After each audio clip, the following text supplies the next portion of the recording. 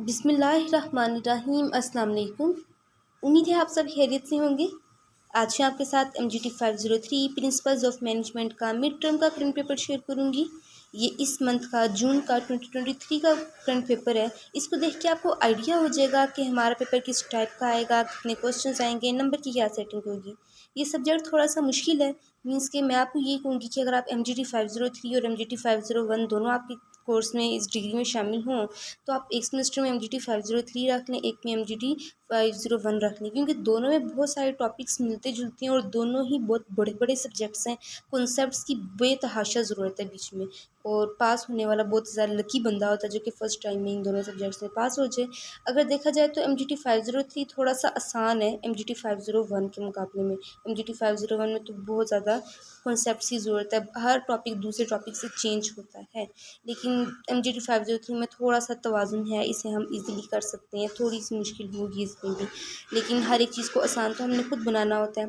मैं आपके साथ कुछ इंपॉर्टेंट टिप्स शेयर करूँगी इंशाल्लाह, जिनको फॉलो करके मैं गारंटी देती हूँ कि आपका इस सब्जेक्ट में बहुत अच्छा CGPA मेंटेन रह सकता है। तो पहले हम देख सकते हैं कि हमारे नंबर्स की क्या सेटिंग होती है पेपर में। टोटल 27 MCQs आपको दिए जाते हैं, जिनमें से 22 आपको अटैम्प्ट करने होते हैं, 5 की चॉइस होती है। 3 शॉर्ट क्वेश्चन दिए जाते हैं, 2 आपने करने होते हैं, 1 की चॉइस होती है और 3 मार्क्स का 1 शॉर्ट क्वेश्चन होता है। Same as it is 3 long question दिए जाते हैं, 2 आपको अटैम्प्ट करने होते हैं, 1 की चॉइस होती है और 5 मार्क्स का 1 लॉन्ग क्वेश्चन होता है। तो पहले हम ये देख लेते हैं कि जो हमारा 22 मार्क्स का पेपर है ये कहाँ से आता है। मीन्स कि 38 मार्क्स का टोटल पेपर है, जिसमें से 16 मार्क्स आपके शॉर्ट क्वेश्चंस और लॉन्ग क्वेश्चंस की होती हैं और बाकी 22 मार्क्स आपके ऑब्जेक्टिव की होती हैं। तो ये कहाँ से आता है।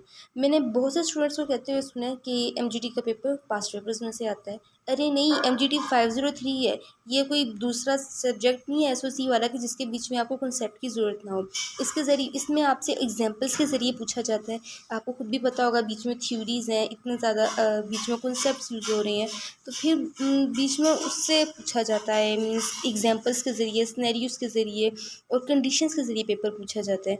तो आपको जस्ट इसमें कॉन्सेप्ट क्लियर करने की ज़रूरत है, क्योंकि 10-15 साल पहले वाले पास्ट पेपर्स में से आपको कोई पेपर उठा के नहीं देगा। अब तो वैसे भी इतना ज़्यादा रूल इन्होंने चेंज कर दिया है, और अब तो एक आसानी ये भी हो गई है कि कोर्स भी कम हो गया, तो आपके लिए थोड़ा सा ये प्लस पॉइंट है।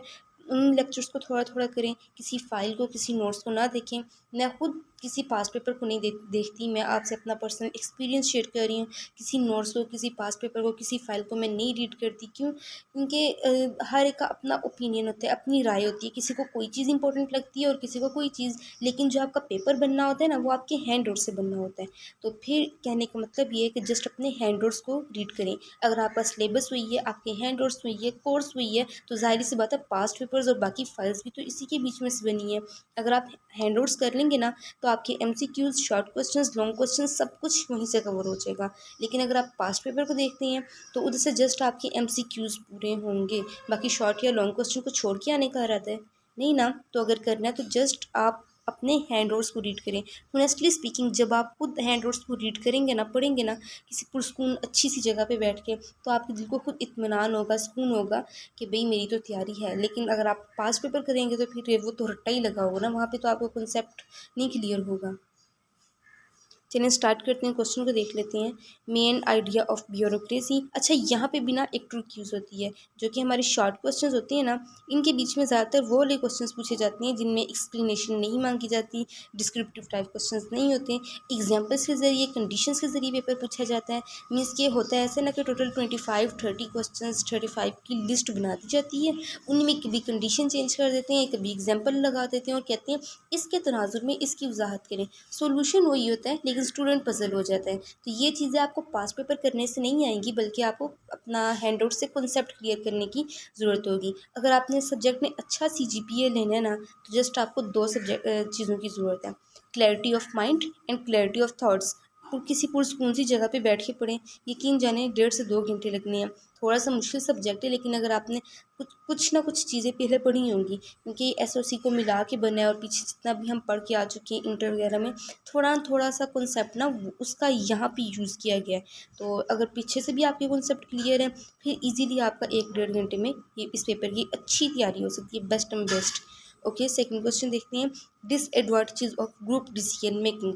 अब डिसीजन मेकिंग वाला आपको खुद ही पता टॉपिक कितना इंपॉर्टेंट है। अच्छा, आपका पेपर कहाँ से आता है ये भी आपकी लक पे डिपेंड करता है। किसी का पेपर 50% पास पेपर में से आता है, 50% हैंड आउट्स में से आता है। किसी का 75 और 25 का रेशो रख के पेपर बना दिए जाते हैं, और किसी का तो ज़रा सा टच किया जाता है, मीन्स कि एक या दो MCQs बमुश्किल आपके पास पेपर में से उठाए जाते हैं, बाकी सारा हैंड आउट से बन जाता है।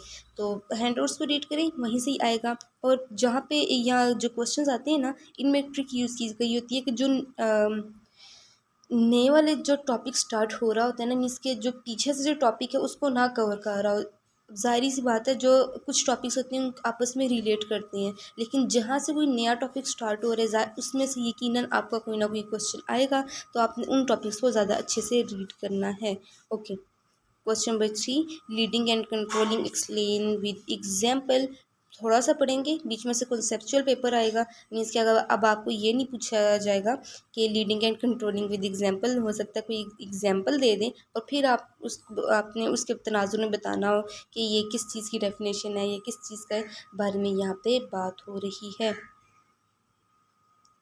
पूरी कोशिश होगी कि नेक्स्ट जो वीडियो आपके साथ शेयर करूँ उसमें इसका सलूशन आपको प्रोवाइड करूँ, और कुछ इंपॉर्टेंट क्वेश्चंस या टॉपिक्स भी आपके साथ शेयर करूँ। सब्जेक्ट थोड़ा सा कंप्रेसिव है, कम्प्रीहेंसिव है, यानी थोड़ा सा बड़ा है, इसमें ज़्यादा चीज़ें, ज़्यादा कॉन्सेप्ट यूज़ किए गए हैं, तो ये इतनी जल्दी कवर नहीं होता। थोड़ी सी आपको एफर्ट करनी पड़ेगी, टाइम लगाना पड़ेगा इस सब्जेक्ट के ऊपर अगर आपको अच्छे मार्क्स लेने हैं। अच्छा, एक बहुत इंपॉर्टेंट बात ये कि जो आपका क्विज़ 1 है, क्विज़ 2 है और असाइनमेंट है, इसको बिल्कुल भी मिस ना कीजिएगा, क्योंकि इनमें से ऑनेस्टली स्पीकिंग 25 to 30% पेपर आपके पेपर में आता है। अब ये बात भी याद रखिएगा कि व्यू में हर स्टूडेंट का पेपर दूसरे स्टूडेंट से चेंज होता है, तो वहाँ से ज़रूरी बात नहीं है कि वो आपको वही क्वेश्चन उठा के देगा, बल्कि उसकी वर्डिंग चेंज करके देगा। यकीन जाने, जब मैं भी अपना करती हूँ ना क्विज़ वगैरह, तो मैं उनको सेव कर लेती हूँ, और फिर जब पेपर आता है तो मैं वहीं से एक दो बार रीड करके पेपर में करती हूँ, तो मुझे समझ आ रही होती है। असाइनमेंट का भी यही सेम होता है। मीन्स देखें, अब आपको कोई क्विज़ में MCQs दिया गया है, तो ये ज़रूरी नहीं है कि वो आपको वैसे ही MCQs उठा के दे देगा, बल्कि उसकी वर्डिंग चेंज करके दे सकते हैं, या उसी के जो पैराग्राफ है, टॉपिक है, उसी के बीच में से कोई शॉर्ट क्वेश्चन बना के आपको दे दें, या किसी वर्डिंग चेंज करके MCQs बना के दे दें, तो फिर आपको हैंडआउट्स ही रीड करने पड़ेंगे। ओके, लास्ट क्वेश्चन देख लें, Maslow theory. Important question, means कि अगर आप के ना थ्योरीज, अच्छा याद रखिएगा, इसमें MGT 503 में बहुत ज़्यादा थ्योरीज यूज़ की गई हैं, तो कोई ना कोई थ्योरी लाजमी किसी न किसी के पेपर में डाली जाती है। और मास्लो थ्योरी, इसमें इंपॉर्टेंट बात यह है कि इसमें जो इसकी 5 नीड्स हैं, वो उनमें मीन्स कोई अगर 3 मार्क्स का क्वेश्चन है तो 3 आपको एग्जांपल्स देंगे और कहेंगे कि आपने बताना है कि कौन सी वाली नीड कहाँ पे फिट आती है। अगर 5 मार्क्स का क्वेश्चन है तो 5 आपको एग्जांपल्स देंगे और कहेंगे कि भाई इसमें आप बताएं कि कौन सी नीड कहाँ फिट आती है, और आपको बताएं इस थ्योरीज के बीच में से ऑब्जेक्टिव भी बेतहाशा आता है।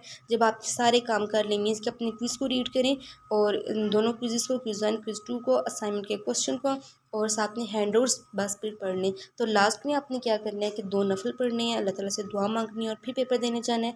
इंशाल्लाह गारंटी देती हूँ कि आपका पेपर बहुत अच्छा होगा।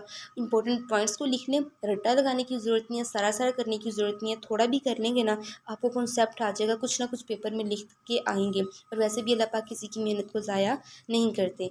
तो मैं मेरी तरफ से बेस्ट ऑफ लक आपको, अपनी दुआ में मुझे भी याद रखिएगा। नेक्स्ट वीडियो में मिलते हैं। अल्लाह हाफिज़।